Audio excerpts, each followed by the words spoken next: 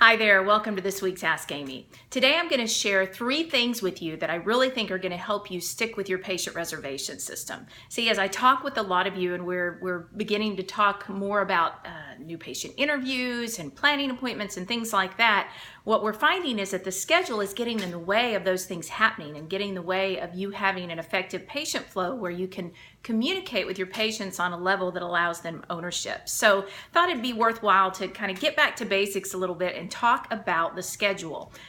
See, we all know that either your schedule runs you or you run the schedule. And the good news is you get to decide. It's the choices that you're making and the decisions and whether or not you're being supportive of each other as a team and all on the same page, which is going to determine that. So 3 things as a team, and again, this is a team task. It's not just one person, but I really think these 3 things will help you guys. First of all, there has to be a handoff. If you are dumping somebody at the front desk without a handoff, the chances of you being able to schedule, first of all, are diminished.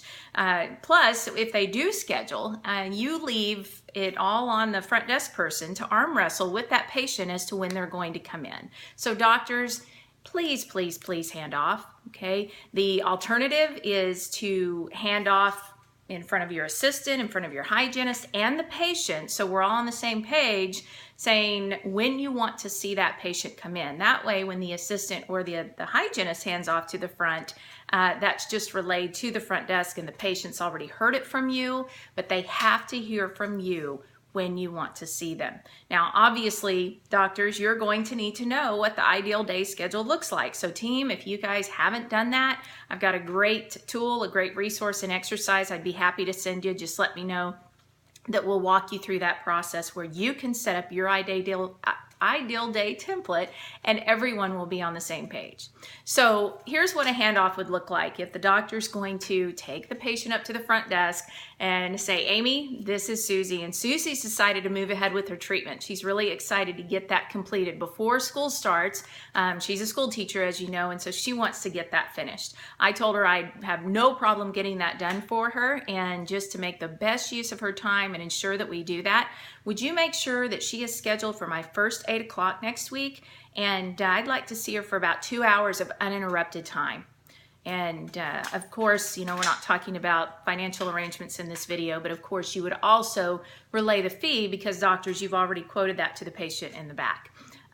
So there's not really any question. It's already predetermined.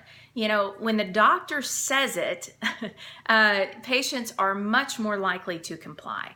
I doubt they're going to say, oh, doctor, I'd really like to come at 10 because it's summer and I want to sleep in. They're probably not going to say that. And if they do say, I really want to be able to give you uninterrupted time and 8 o'clock is best for that. And so, make sure that you're doing that. The other thing for the front, for anybody that's doing any scheduling, hygienists, as you're scheduling your own recare assistants, anybody who's scheduling, keep control of the schedule. Don't shoot yourself in the foot by doing things like, when would you like to come in? Or what's best for you? Don't even throw that out there because you just complicate things. So the second thing, again, is keep control. And just the language that you use and the things that you say will do that. We could see you at 8 o'clock on Tuesday or Thursday next week. Which one is best for you?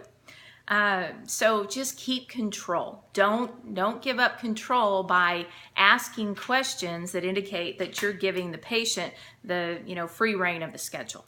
Okay, so keep control. The third thing is to make sure that you're talking benefits. Now, you notice in the sample handoff I just gave that the doctor would be saying to the front, we talked about the benefits. So I can give you one-on-one time so that I am not interrupted.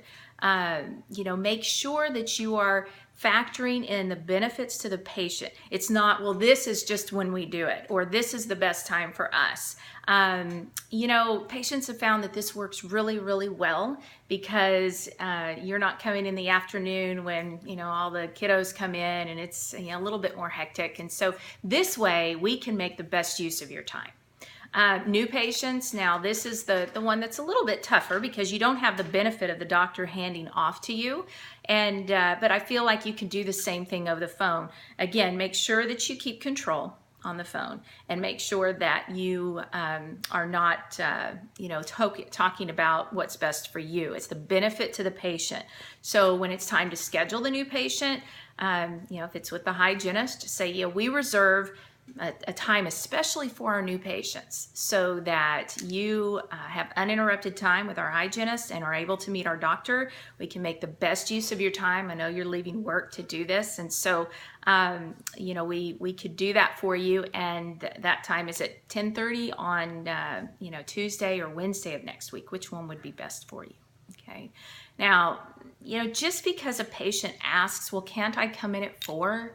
It doesn't mean that they're not going to come see you. I think we're all going to ask, can you accommodate me? Well, yes, we're accommodating them by giving them our uninterrupted time.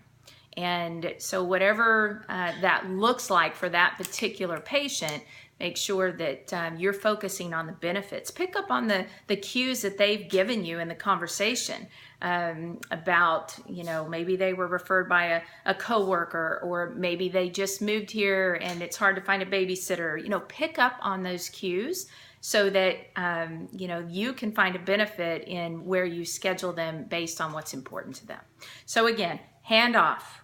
Keep control of your schedule and focus on the benefits to the patient. I hope those things will help you maintain a little bit more control of your schedule. And again, if you would like some additional tools, resources, please don't hesitate to give me a call or email me, and I'll get those right out to you. We'll see you next time. Bye-bye.